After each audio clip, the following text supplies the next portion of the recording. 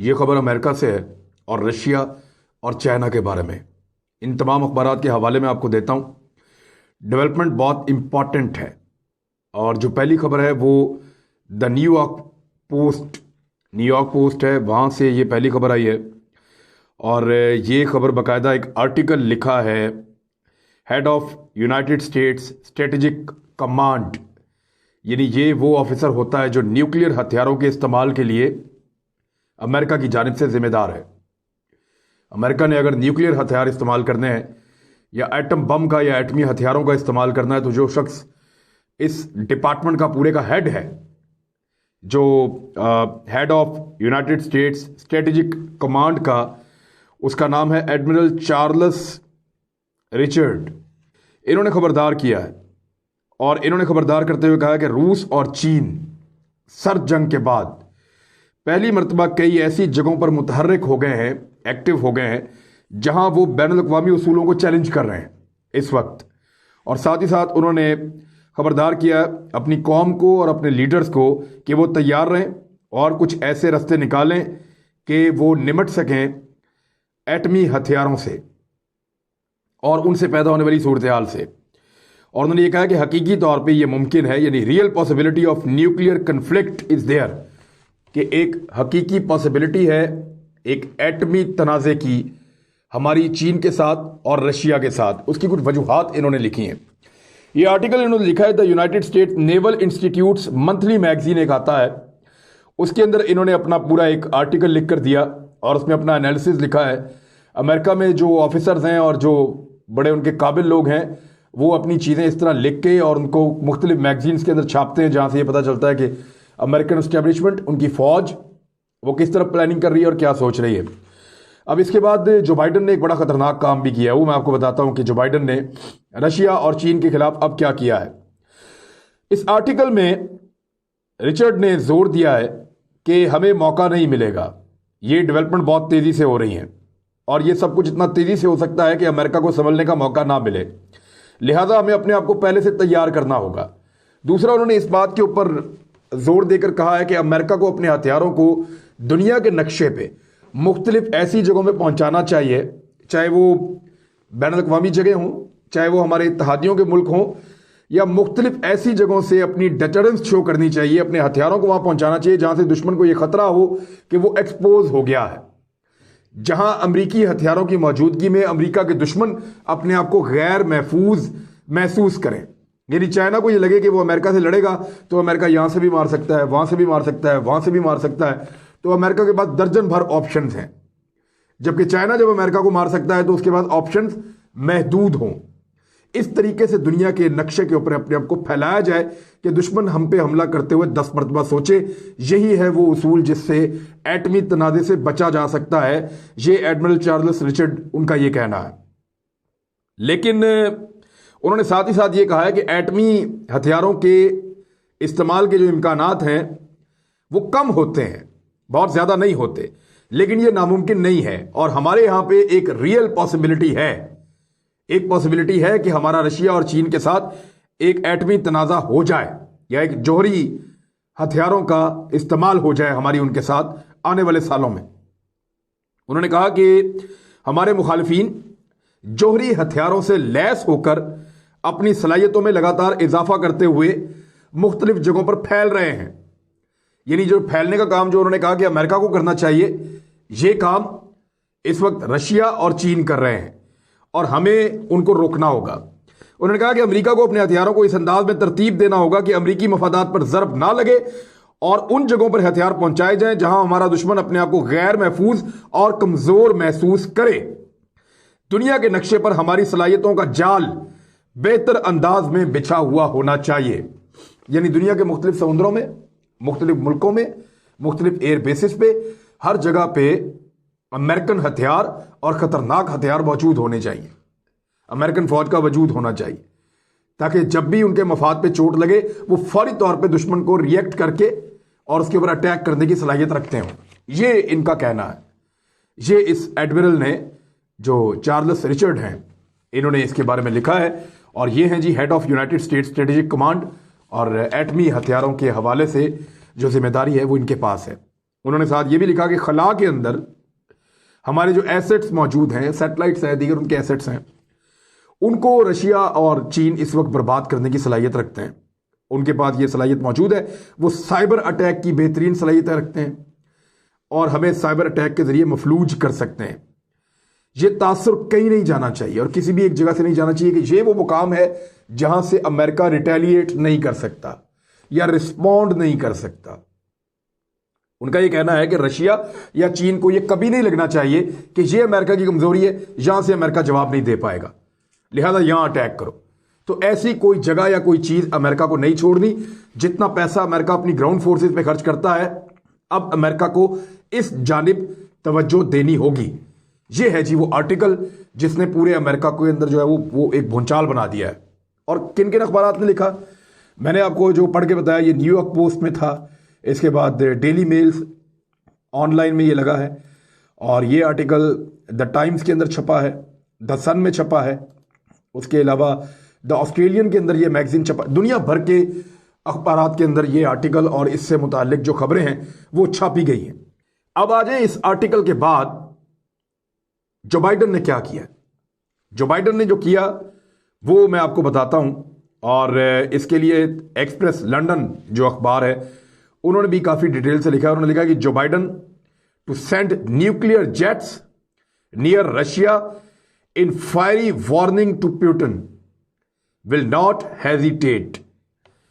उन्होंने कहा कि जो बाइडन ने अपने जो न्यूक्लियर जेट्स हैं, यानी वो लड़ाका जंगी तैयारे जो एटमी सलाहियत रखते हैं और एटम बम ले जाने की सलाहियत रखते हैं, एटमी हमला करने की सलाहियत, उनको रूस के करीब तैनात करने का फैसला कर दिया है और उसके ऑर्डर जारी कर दिए गए। इन अ फायरी वार्निंग, जो इन्होंने एक वार्निंग दी पुतिन को, पुतिन से इनकी एक टेलीफोनिक कॉल हुई थी, जब हलफ उठाया तो उसके बाद पुतिन की और जो बाइडन की बात हुई, उसमें जो बाइडन ने कुछ जुमले बोले और बाद में व्हाइट हाउस में बाकायदा उसको अनाउंस किया गया। जो बाइडन ने जो कहा था वो मैं आपको बता देता हूं। जो बाइडन ने पुतिन को खबरदार किया था और ये कहा था कि हम डोनाल्ड ट्रंप से मुख्तलिफ हैं और उससे ज़्यादा मुअस्सर हैं। हम अपने लोगों या अपने मुल्क के मफाद के लिए किसी भी हद तक जाएंगे और हिचकिचाएंगे नहीं। हम अपने इत्तेहादियों के साथ मिलकर कोई भी कार्रवाई करने से गुरेज नहीं करेंगे और रूसी मुदाखलत का फौरन जवाब देंगे। ये बाद में उन्होंने कहा था। अब खाली ये बातें तो नहीं हुई, बहुत सारी और बातें भी हुई होंगी, लेकिन अमेरिकन ने बताया कि ये बातें हमने रूसी सदर को बता दी हैं कि अब अमेरिका वो वाला अमेरिका नहीं है जो डोनाल्ड ट्रंप के टाइम पे था। We will respond, we will react, और हम जो है वो रूस को तगड़ा जवाब देंगे अपने इत्तेहादियों के साथ मिलकर। इसको फायरी वार्निंग लिखा है एक्सप्रेस लंदन ने। और उसके बाद उन्होंने बताया कि साथ ही साथ उन्होंने अपने अहकामात जारी कर दिए न्यूक्लियर जेट्स को रशिया के करीब पहुंचने में। कहां पहुंचाया जी इन्होंने? इसके लिए एक तो इन्होंने जहां पहुंचाया ये है, Joe Biden administration will send nuclear bombers to the United State army airbase near Russia in a brutal warning to Vladimir Putin that relations with Washington have changed. उन्होंने कहा जी आपके वॉशिंगटन के साथ जो ताल्लुकात हैं वो अब तब्दील हो चुके हैं और हमने आपको वार्न कर दिया है। अब हमने अपने हथियार, जो हमारी एयरबेस है आपके नज़दीक, ये स्कैंडिनेवियन कंट्रीज के अंदर हैं, उनकी एयरबेसिस नॉर्वे में, दीगर इधर उधर, तो वहां इन्होंने अपने कुछ बॉम्बर्स भेजे हैं और ये इनको B-1 बॉम्बर्स कहते हैं। ये जो B-1 बॉम्बर्स हैं इनको जो भेजा गया है 200 के करीब अमेरिकन फौजियों के साथ, और बॉम्बर भी काफी बड़ी तादाद में, ये नॉर्वे में एक एयरबेस है, ऑरलैंड एयरबेस, वहां पे भिजवाए गए हैं। और ये क्योंकि रशिया के करीब है और यहां से रशिया के ऊपर अटैक किया जा सकता है। और ये इलाका रशिया से सिर्फ 1379 माइल्स दूर है, यानी लगभग कोई 1400 मील से भी कम का फासला रह जाता है रशिया से, अगर रशिया के ऊपर अटैक करता है। और रशिया की एयर स्पेस के अंदर जो है वो ये फौरन दाखिल हो सकते हैं। तो ये इन्होंने किया। और इसके अलावा एक और एरिया है जिसको अमेरिका कवर करने जा रहा है, इसको कहते हैं आर्कटिक सर्कल। ये आर्कटिक ओशियन जो है इसको बैरे ओकियानूस कहते हैं, और इसमें एक सर्कल है, एक दायरा है। ये जो दायरा है ये 16,000 किलोमीटर लंबा दायरा है। और अगर आप जमीन का टोटल रकबा देखें तो उसका 4% जो है वो इस दायरे में बनता है। एक दायरा है जिसको आर्कटिक सर्कल कहते हैं, और यहां पे बहरा ओकियानूस है। बहरा ओकियानूस समुद्र का वो हिस्सा है जो पोल के करीब है। यहां पे बहुत सारा बर्फ़ है समुद्र के अंदर, बहुत बड़े बड़े ग्लेशियर्स हैं। और जिस तरह आपने टाइटैनिक मूवी में देखा था, एक ग्लेशियर से जाके, बर्फानी ग्लेशियर से जाकर उनका शिप टकराता है और टूट जाता है, इस तरह के ग्लेशियर्स यहाँ पे बहरे ओकियानूस में मौजूद हैं, आर्कटिक ओशियन में। और इधर एक दायरा है बहुत बड़ा जो लगाया गया है, इस एरिया को आर्कटिक सर्कल कहते हैं। ये सर्कल 16,000 किलोमीटर लंबा है और जो टोटल ज़मीन है उसका 4% रकबा ये बनता है। 2 करोड़ मुरब्बा किलोमीटर का इलाका है इसमें। और यहाँ पे पोलर बियर जो होता है, जिसको आप सफ़ेद रीछ कहते हैं, पोलर बियर, वो यहाँ पे इस इलाके का रहने वाला है। यहाँ पे बड़ा खुश रहता है, बहुत सर्द इलाका है, यहाँ पे ग्लेशियर है, बर्फानी चट्टाने हैं। तो इस एरिया में अगले 3 हफ्ते के अंदर अमेरिका ने एक मिशन तैयार किया है कि बहुत बड़ी तादाद में अपने फौजियों को, अपने जो नेवल दस्ते हैं उनको, और साथ उनके अपने जो जेट तैयारे हैं, लड़ाका, उनको और कुछ बॉम्बर्स को इस इलाके में भेजेगा। और यहाँ पे वो अपनी प्रेजेंस, जो बहुत महंगी पड़ेगी अमेरिका को, लेकिन वो इसको इसलिए प्रेजेंस को यहाँ पे रखने जा रहा है कि वो रशिया को टैकल करना चाहता है इस जगह से। क्योंकि रशिया ने इन इलाकों में, ये जो आर्कटिक सर्कल का मैं आपको बता रहा हूं, इस सर्कल के करीब जो रशिया का एरिया है, वहां से रशिया ने बड़े जदीद हथियार नस्ब किए हैं गुज़िश्ता 1 दहाई में। और व्लादिमीर पुतिन ने ये जो है अनाउंस भी किया था कि हमारे पास अमेरिका से बेहतर और ज़बरदस्त हथियार मौजूद हैं। तो उन्होंने यहाँ पे हथियार लगाए थे, जदीद तरीन हथियार, एयर डिफेंस सिस्टम। तो उसके बाद अमेरिका ने अब यहाँ पे अपनी मौजूदगी जो है उसको नागुज़ीर बना लिया है अगले 3 हफ्तों के अंदर। इस खबर को जो है वो दुनिया के मुख्तलिफ अखबारात ने छापा है। CNN ने इसको ऐसे छापा कि US deploying B-1 bombers to Norway to send a message to Russia. America ने B-1 बॉम्बर्स को नॉर्वे भिजवा दिया है ताकि रूस को एक वार्निंग जारी की जाए, एक मैसेज दिया जाए। और साथ ही साथ जो बीजिंग है उसको भी एक पैगाम जारी किया गया है। जो पानी है साउथ चाइना समंदर, वहाँ पे भी अमेरिका ने अपने वॉरशिप्स को, जो उनके बहरी जहाज़ हैं या उनका बहरी बेड़ा है, उसको उन्होंने चाइना की जानिब बढ़ाया है। और चाइना ने भी वहाँ से अपने हथियारों को आगे की तरफ भेजा है। तो अमेरिका 2 महाजों के ऊपर एक साथ अपने आप को एक्टिव कर रहा है। ये समझ नहीं आ रही कि अमेरिका इस लड़ाई से क्या जीतना चाहता है। ये लड़ाई की तरफ जा रहे हैं या सिर्फ अपनी डेटरेंस शो कर रहे हैं, या सिर्फ अपनी ताकत का मुजाहरा कर रहे हैं, अपने हथियारों को फैला के उनकी नुमाइश करके अपने दुश्मन पे गलबा चाहते हैं, या दुश्मन को रोकना चाहते हैं कि आप किसी भी किस्म की साजिश से बाज रहें।